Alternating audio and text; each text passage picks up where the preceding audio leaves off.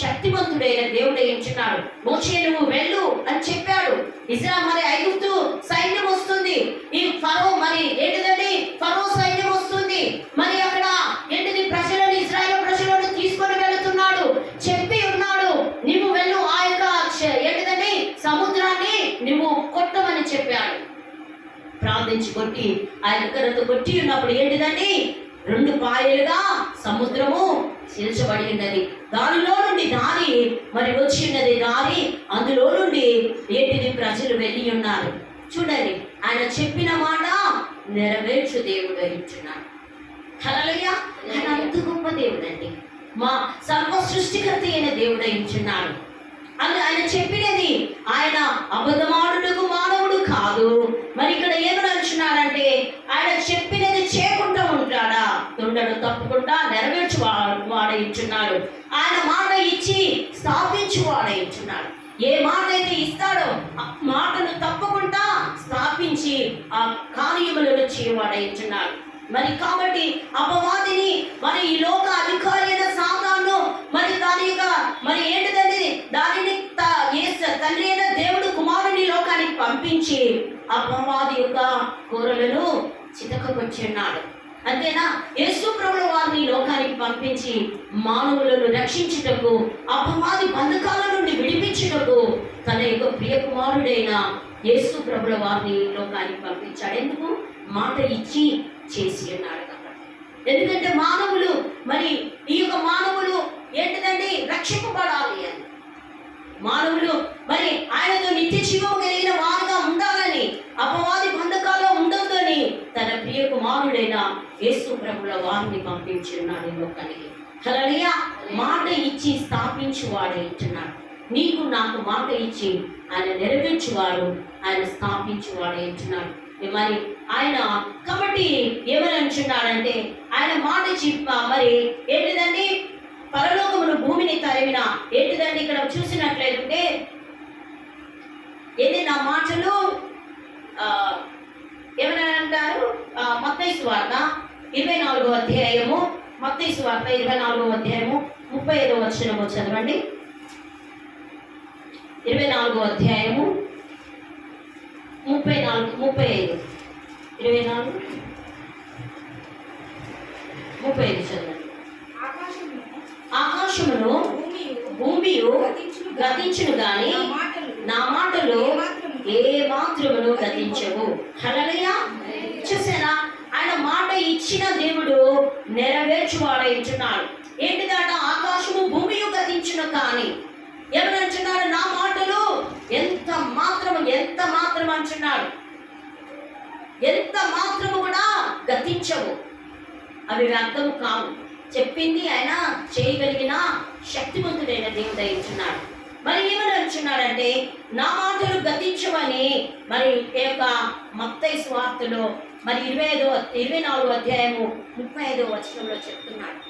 ఆయన మాటలు మరి ఏంటిదండి అంత ఆయన మాటలు భూదిగంతముల వరకు మరి ఆయన మాటలు నెరవేర్చబడును.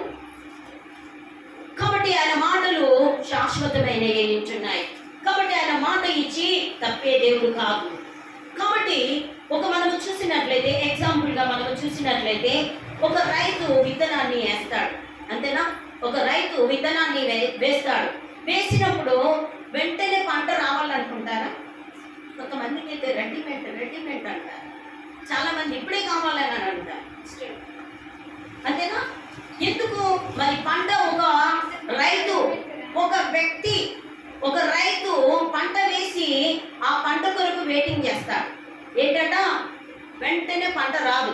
వెంటనే మనకు ప్రార్థన చేసిన వెంటనే మనకు మరి ఏంటిదండి జవాబు రాదు. వెంటనే రాదు జవాబు. కొన్ని రోజులు పట్టవచ్చు, కొన్ని సంవత్సరాలు పట్టవచ్చు, కానీ బాధపడకూడదు. అంతేనా? అబ్రహాము బాధపడలేదండి, 25 సంవత్సరాలు వెయిటింగ్ చేశారు. చూడండి, ఆయన బాధపడ్డాడా? ఆయన ఏంటండి మృతతుల్యమైన శరీరమే ఇచ్చినది వాళ్ళకి. ఆయన దేవుడు మాట ఇచ్చాడు కాబట్టి వారి పట్ల దేవుడు నెరవేర్చాడు. వారికి యవన బలాన్ని ఇచ్చి మంచి కుమారుడికి మరి ఏంటిదండి మరి మంచి కుమారుడికి జన్మనిచ్చే తండ్రిగా దేవుడు ఏర్పాటు చేసుకొని ఉన్నాడు. ఇక్కడ ఏమని వచ్చినాడంటే చూడండి, వెంటనే ప్రతిఫలము, వెంటనే ప్రార్థనకు జవాబు రాకపోతే ఏం చేస్తారు? చాలా మంది క్షీణించిపోతూ ఉంటారు. చాలా మంది ఇక దేవుడు నా ప్రార్థన ఎందుకు విన్నాడులే, వినట్లేదు కదా, నాకు ఏమి కూడా చెప్పట్లేదు కదా అని ఫీల్ అయ్యి ఏమైపోతూ ఉంటారు? ప్రార్థన మానేయడం ప్రారంభిస్తారు. ఆ విధంగా నువ్వు చేయకూడదు ప్రేమికులారా, నీవు ఆ విధంగా చేయకూడదు. ప్రార్థనే ఆధారం ఇచ్చినది మనిషికి. నీ ప్రార్థన జీవితం లేకపోతే మన జీవితాలు కూడా మార్పు అనేది ఉండదు. ప్రార్థన, బైబిల్ చదవడం, బైబిల్ ద్వారా దేవుడు మనతో మాట్లాడుతూ ఉంటాడు, వాక్యం ద్వారా మనతో మాట్లాడుతూ ఉంటాడు. మరి ప్రార్థన ద్వారా దేవుడు విని ఆయన మనకు జవాబునిచ్చేవాడు ఇచ్చినాడు. చాలా మంది ప్రార్థన జీవితం ఉండదు, వారికి ప్రార్థన జీవితం ఉండదు, కానీ అన్నీ కావాలని అంటారు. అన్నీ కావాలంటే వస్తాయా అంటే అంతేనా? పని కొద్దీ ఫలితం ఉంటుంది. నువ్వు పని చేయండి, ఫలితం అనేది ఉండదు. మనం పని చేయాలి, కష్టపడాలి. ఏ విషయంలోనైనా కానీ, ప్రార్థన దేవుని యొక్క సేవ విషయంలో కూడా కానివ్వండి, నీవు పనికి తగినట్టు ప్రతిఫలాన్ని దేవుడు అనుగ్రహిస్తాడు. ఒకవేళ వెంటనే రాకపోవచ్చు జవాబు, వెంటనే దేవుడు చేయకపోవచ్చు, కానీ నిరీక్షణ అనేది మనకు చాలా అవసరమై చిన్న. నీకు నిరీక్షణ లేనప్పుడు నువ్వు ఏమీ చేయలేవు, ఏమీ సాధించలేవు. ఇప్పుడు ఒక రైతు ఆ పంటను వేసి ఉన్నాడంటే ఆ పంట కొరకు ఏం చేయాలని వెయిటింగ్ చేయాలి, అంతేనా? ఎదురు చూస్తూ ఉండాలి. తప్పకుండా అది నెరవేరుతుందన్న ఆలోచన కలిగి ఆ సమయం కొరకు వెయిటింగ్ చేస్తూ ఉండాలి. అప్పుడు ఆ విత్తనం ఏమైపోతుందండి? అది ఫలించి ఏంటిది ఫలమును అలంకరిస్తుంది.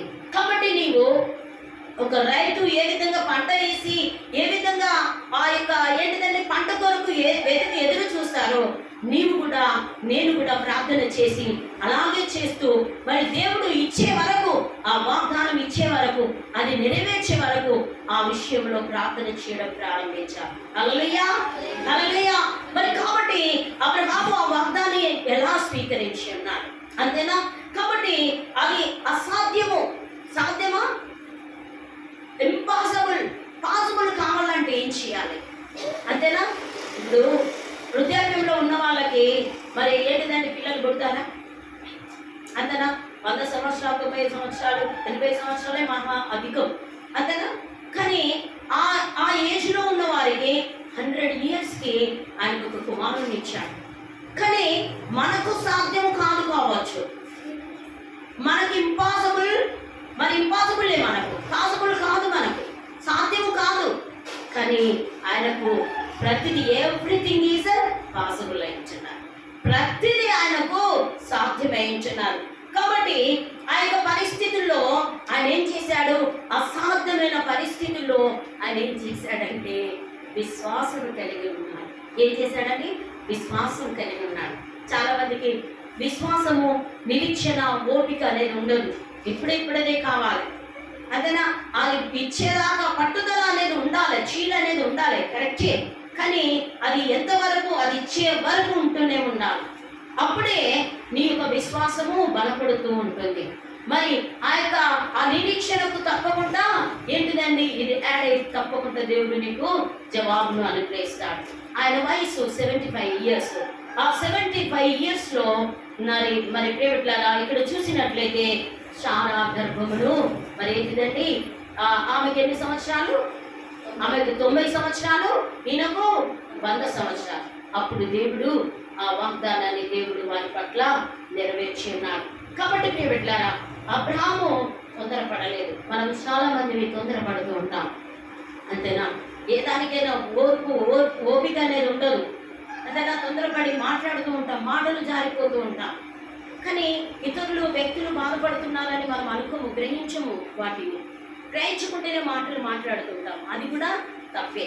తొందరపడడం కూడా దేవుని దృష్టిలో తప్పే ఇచ్చినారు. కాబట్టి ప్రేమికులారా, అబ్రహాము తొందరపడలేదు. ఇచ్చే ఆ వాగ్దానం నెరవేర్చే వరకు ఆయన ఓపికతో, సహనముతో ఆయన ఉండి ఉన్నారు. కాబట్టి ఆయన తొందరపడలేదు. మరి ఆయన 25 ఇయర్స్ వెయిటింగ్ చేశాడు. అదేవిధంగా మరి మనమైతే ఒక ప్రార్థన ఏంటిదంటే, ప్రార్థనకు తొందరగా మనకు నెరవేరకపోతే నిరుత్సాహపడుతూ ఉంటాం. అంతేనా? నిరుత్సాహపడుతూ ఉంటాం. తొందరగా పని ఏంటిదండి, దేవుడు ఇవ్వకపోతే ఇక దేవుడు ఏంటంటే, నేను ఇంతగానం ప్రార్థన చేస్తున్నాను, దేవుడు నాకు ఏం ప్రతిఫలం ఇవ్వలేదు, నేను ఇంత ప్రార్థన చేస్తున్నాను, నేను అనుకున్నది నెరవేర్చలేదంటే, నువ్వు అనుకున్నది నెరవేర్చడానికి దేవుడిని నమ్ముతున్నావా? నీకు రక్షణ, దేవుడు నీకు రక్షణ, నిత్య జీవము మరి ఇచ్చిన దాన్ని బట్టి నువ్వు సంతోషించు. అంతేనా? నీకు జవాబు ఇవ్వకపోతేనే నువ్వు యేసు ప్రభుని నమ్ముకుంటున్నావు. ఆయన ఇచ్చిన ఇవ్వకున్నా సర్వశక్తిమంతుడే, ఆయన గొప్ప దేవుడే. ఆయన నువ్వు అన్నా అనుకున్నా ఆయన గొప్ప దేవుడే ఎంచున్నాడు. ఆయన తప్పకుండా ఇచ్చే, ఆయనకు అసాధ్యమంటూ ఏదీ లేదు. సమస్తమును ఇవ్వగలిగిన సమర్థుడే ఎంచున్నాడు. కాబట్టి చాలా మంది జీవితాల్లో ప్రార్థన వారికి ప్రతిఫలం లేకపోతే వారు చాలా కృంగిపోతూ ఉంటారు, బాధపడుతూ ఉంటారు. దేవుడు నాకేం చేయలేదని అంటుంటారు. కాబట్టి విశ్వాసముతో నువ్వేం చేయాలి? ముందుకు నడవాలి. విశ్వాసము ఏంటిదండి? విశ్వాసములో నేను ముందుకు నడుస్తూ ఉన్నాను. దేవుడు తప్పకుండా దేవుడు ఏం చేస్తాడు? నాకు తప్పకుండా ప్రతిఫలమును అనుగ్రహిస్తాడు అన్న విశ్వాసం కలిగి ఉండాలి. మరి దీక్ష కలిగి ఉండాలి. ఏంటిదండి? దీక్ష కలిగి ఉండాలి. నీవు వెళ్ళినప్పుడు ఆయన తప్పకుండా మరి అప్పుడు ఏం చేస్తాడు? ఆయన కూడా నీతో ఉంటాడు. కాబట్టి వాగ్దానం ఇచ్చిన దేవుడు తానే, మరి వాగ్దానాన్ని ఇచ్చి దేవుడు తానే సరిపోతాడని నమ్మడు. అంతేనా? వాగ్దానాన్ని ఇచ్చి ఆయన నెరవేర్చు దేవుడే ఇచ్చినాడు. ఓర్పుతో ఎదురు చూస్తూ ఉండాలి. మరి కాబట్టి నీ ఓర్పు చాలా మరి ప్రియమిత్రులారా, ఓర్పుతో ఎదురు చూస్తూ ఉన్నప్పుడు దేవుడు నీకు తప్పకుండా కార్యం చేస్తాడు. దేవుడు మరి దృఢ నమ్మకముతో నువ్వేం చేయాలి? ముందుకు కొనసాగుతూ ఉండాలి. దృఢమైన నమ్మకము, దేవుడు నాకు తప్పకుండా ఆయన ఇస్తాడన్న నమ్మకము కలిగి ఉండాలి. ఎదురు చూడడము మన స్వభావాన్ని మారుస్తుందట. హల్లెలూయా, హల్లెలూయా. ఎదురు చూడడం ద్వారా మన మనసు మారుతూ ఉంటుంది, మన స్వభావము మార్పు చెందుతూ ఉంటుంది. ఎందుకు మార్పు చెందుతూ ఉంటుంది? ఓపికతో ఉంచున్నావు కాబట్టి.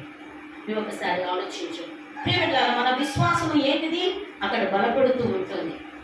ఏంటిది? మనకు ఎదురు చూడడం ద్వారా స్వభావం మారుతుంది. రెండవదిగా మనం చూసినట్లయితే విశ్వాసము బలపడుతుంది. దేవుడు తప్పకుండా ఇచ్చే దేవుడు అని మనం బల్ల కొట్టి చెప్తాం. ఎందుకనంటే మనలో వినయం పెరుగుతుంది. ఏంటిదట? మొదటిగా చూసినట్లయితే మనము స్వభావం మారుతుంది. రెండవదిగా చూసినట్లయితే విశ్వాసం బలపడుతుంది. మూడవదిగా చూసినట్లయితే మన ఆత్మీయ జీవితము మరి అభివృద్ధి అవుతుంది. హల్లెలూయా, హల్లెలూయా. కాబట్టి అబ్రహాము ఆయన విశ్వాసులకు తండ్రిగా దేవుడు నియమించి ఉన్నాడు. ఇచ్చిన వాగ్దానాన్ని దేవుడు అతని పట్ల నెరవేర్చి ఉన్నాడు. నేను మాట ఇచ్చి తప్పే దేవుడని కాదు. కాబట్టి ఈ హెబ్రీయులలో చూసినట్లయితే 6వ అధ్యాయము మరి ఆ యొక్క 14-15 వచనంలో చూసినట్లయితే ఏమని చెప్తున్నాడు? ఆయన ఇచ్చిన మాటను ఆయన ఏమని చెప్తున్నాడు అని అంటే చూడండి, ఆ యొక్క 15లో ఆ మాట నమ్మి అతడు ఓర్పుతో సహించి ఆ వాగ్దాన ఫలమును పొంది ఉన్నాడు. ఎవరు పొంది ఉన్నారు? అబ్రహాము పొంది ఉన్నాడు. కాబట్టి ప్రేమికులారా, ఆయన చెప్పి ఉన్నాడు, నిశ్చయముగా నేను నిన్ను దీవిస్తానని చెప్పాడు. నిశ్చయముగా అబ్రహామును దీవించాడు. మరి అదే విధంగా నేను నిశ్చయంగా నిన్ను విస్తరింప చేస్తానని చెప్పాడు.